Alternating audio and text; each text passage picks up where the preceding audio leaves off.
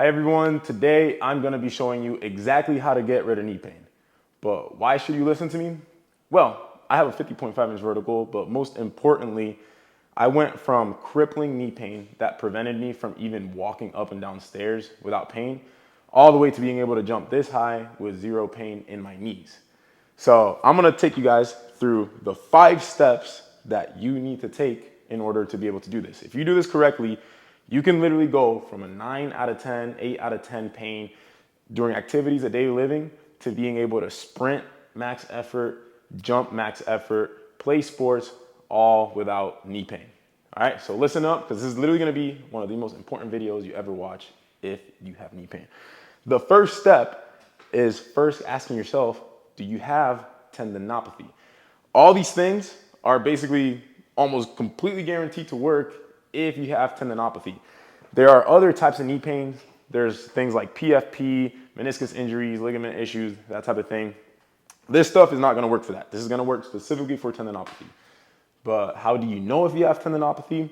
There are a few different ways you can tell. One, does it hurt when you move faster? So if you were to do a slow squat, and then if you were to jump right after that, would the jump hurt more? If you're doing squats, does it hurt more as you do more weight? Does it hurt more as you go into deeper ranges of motion? Can you pinpoint exactly where the pain is? The most traditional spot for patellar tendinopathy is right below the kneecap and then right at the insertion, the other insertion of the tendon right here. Does it hurt anywhere in those 2 spots, and can you point exactly to where it hurts? If that is you, then you probably have tendinopathy, and the things in this video are going to work really, really well, all right? As long as you listen.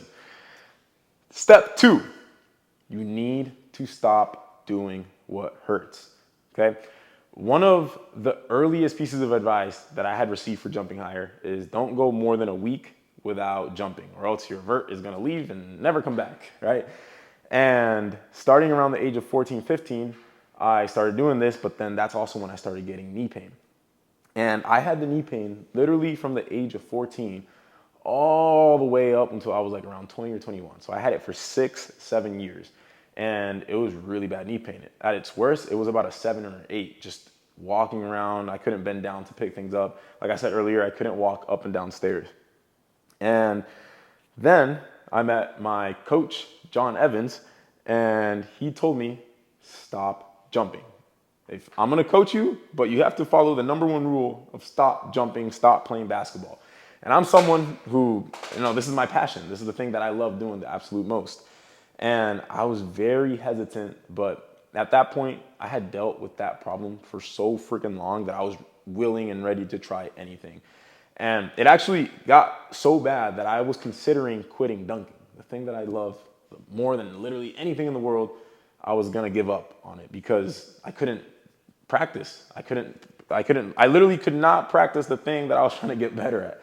So I was like, you know what? I'll give it one last shot. I'll take a break. And I ended up taking a break for 6 weeks, and I focused on the things that I'm gonna go over on the rest of the steps. And the pain literally never got to that point ever again. That was when I was 20 years old, 21 years old, and it has now been 4 or 5 years later, and I still haven't had that specific knee pain that I used to have. That used to be such a big problem. It's never come back. So hopefully that gives you a little bit of hope, but you need to stop doing what hurts. I don't care if you're on the high school basketball team. I don't care if this is your passion. I don't care if you're a college player, right? Or if you're a volleyball player that's on a team. You need to stop. If you don't follow this one rule and give yourself a couple of months to stop doing the thing that is aggravating you, you are not going to get better. I repeat, you are not going to get better.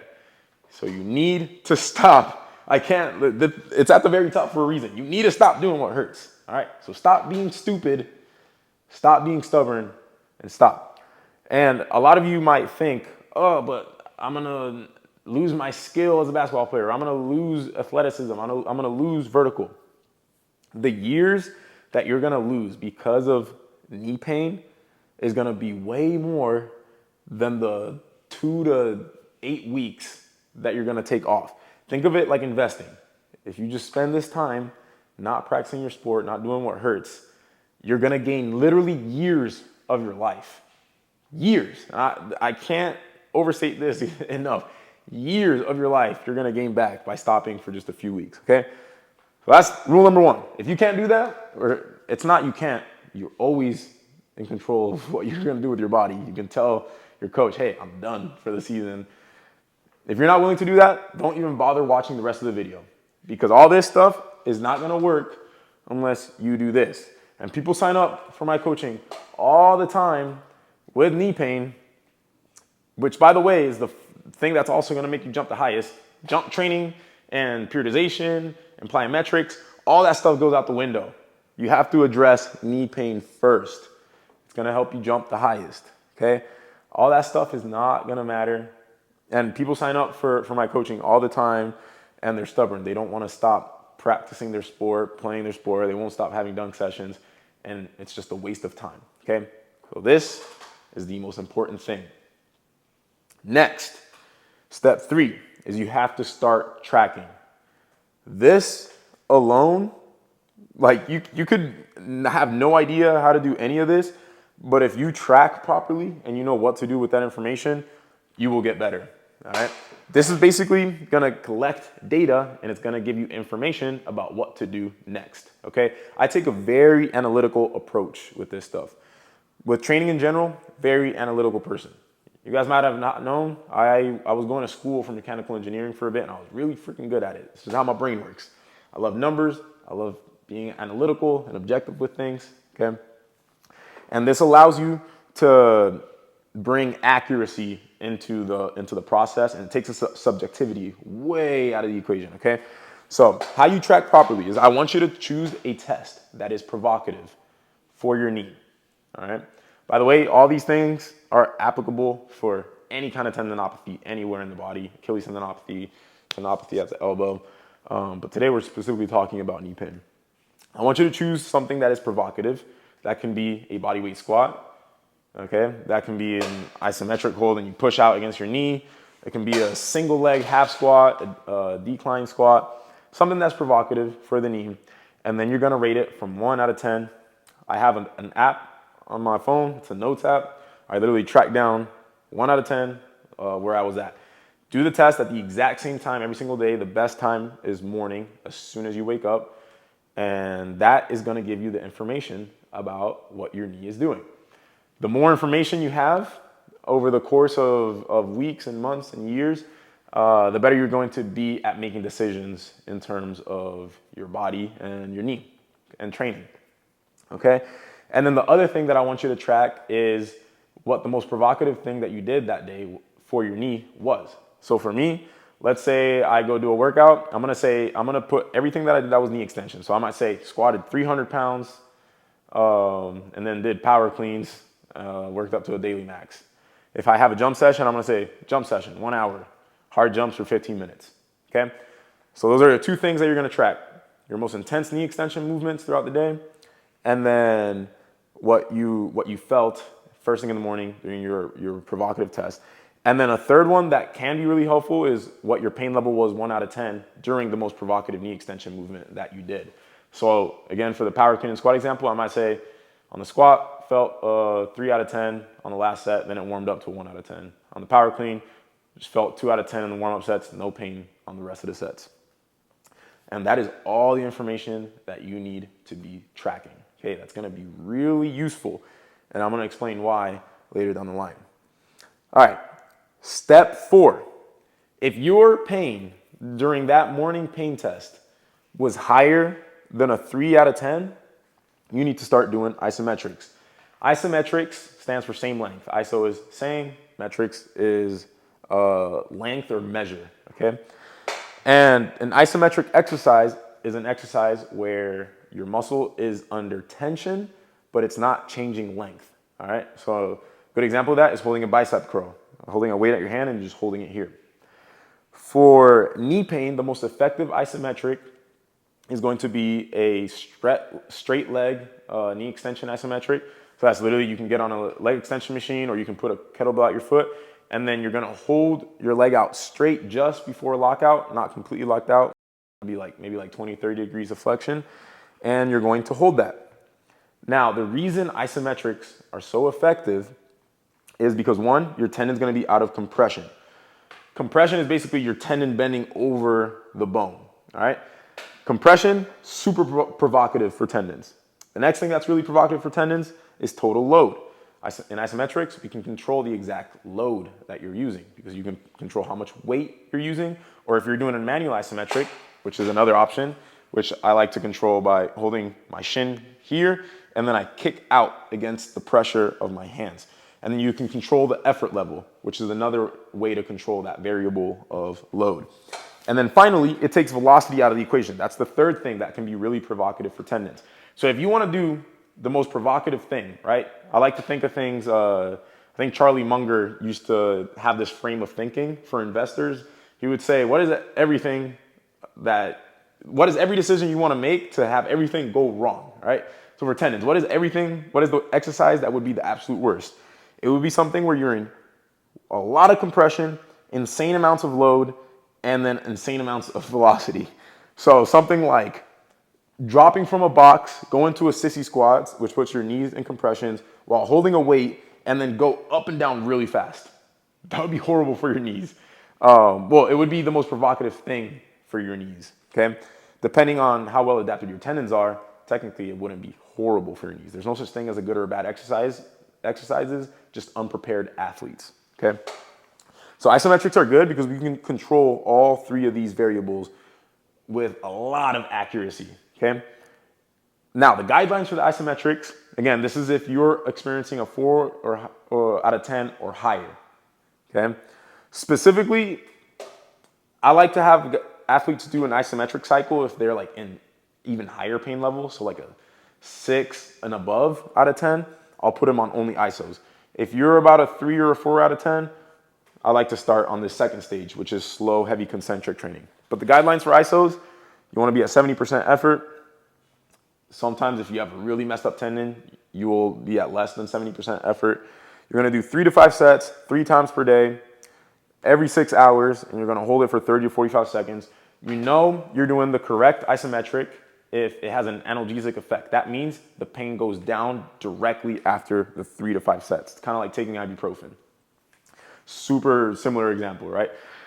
If pain goes up, that means you went too heavy or you did the wrong variation of isos. So I would mess around with maybe a manual isometric, or you can try a wall sit. You can try reverse Nordic variations. There's endless variations. Anything where there is knee extension and you're holding it is an isometric. So play around with the variations until you find something that is analgesic. Again, analgesic means the pain goes down. All right, so those are the guidelines. You're going to do that every single day until the pain gets to around a 3 or a 4 out of 10. Once you're there, you're going to start doing slow, heavy concentric training. What does concentric mean? That is a muscle action where your muscle is undergoing tension while shortening.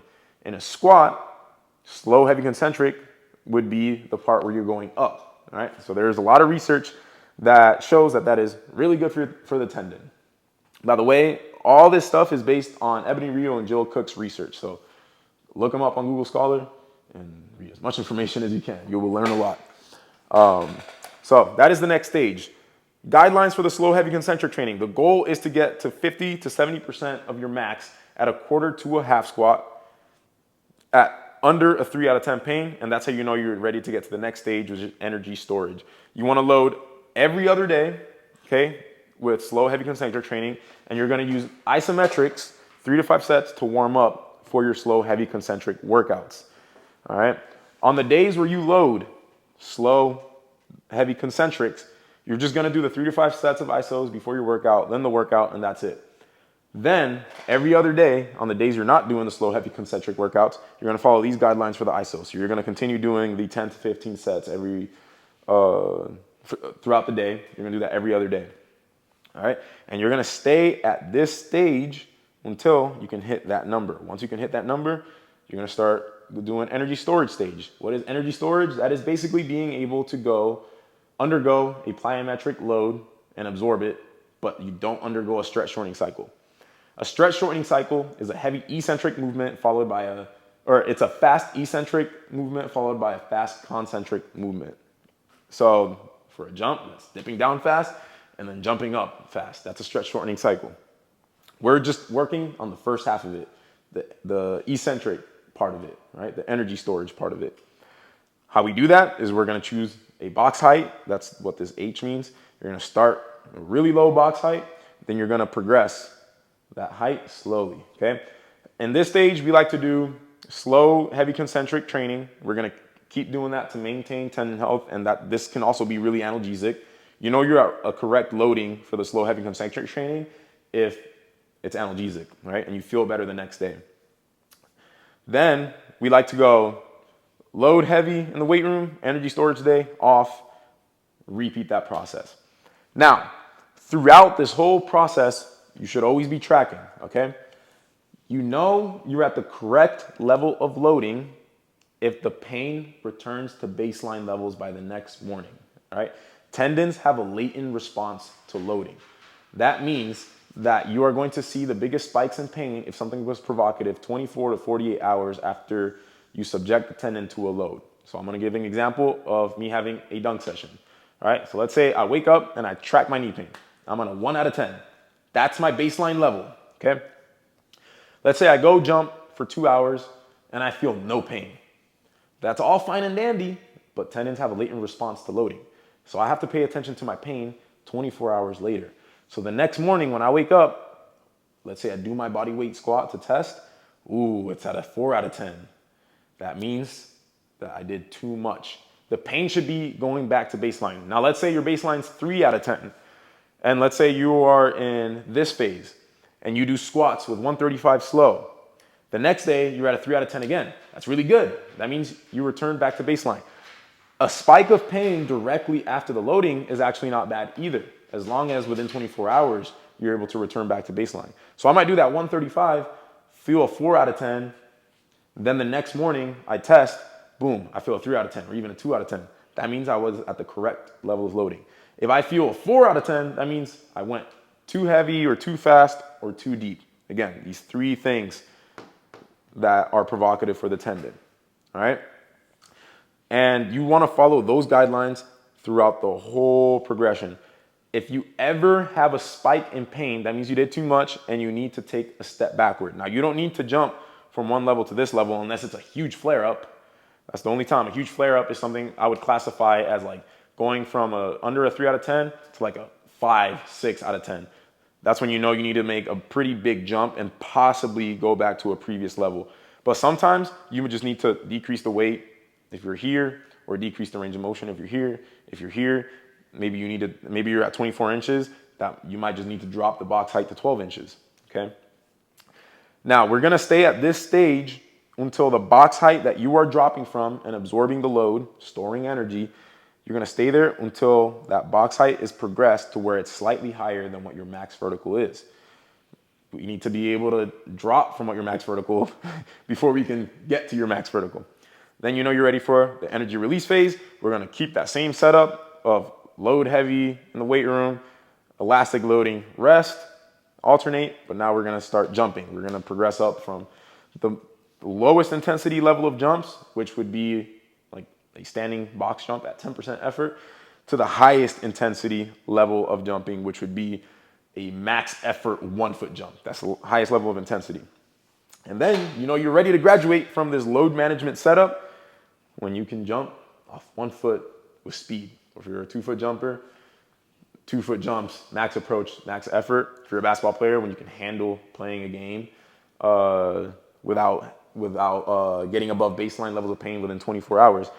And if you are somebody that's an athlete, the way you bleed the sport back in is you start putting it in your elastic days during this energy storage phase.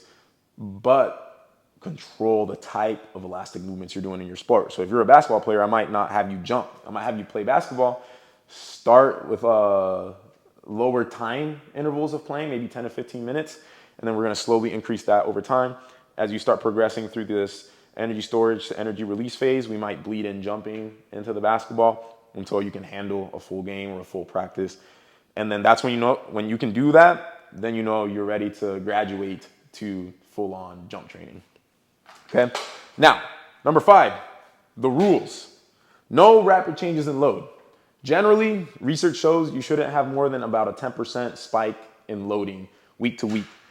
Tendons hate load. The biggest mistake and the biggest reasons athletes start experiencing knee pain is because there is a sudden spike in either the effort level they're playing, the effort level of jump, the duration of the jump sessions, the duration of the playing. So you might be used to playing basketball 3 times a week for an hour, and then all of a sudden you have a tournament where you play for 8 hours back-to-back days. That is a recipe to cause tendinopathy, okay? Or to cause knee pain. So that's number 1 rule, no rapid changes in load. Number 2, always ask yourself the golden question. Before any activity, ask yourself, is what I'm about to do gonna make me feel better or worse tomorrow? If the answer is worse, you need to change what you're about to do, okay? So if you're about to have a jump session, you feel like you're gonna feel worse tomorrow, ask yourself, all right, what's the level below that of elastic loading that I can do? Okay, off vert jumps. If the answer is still, no, that's still gonna mess me up, all right, maybe I can do drops.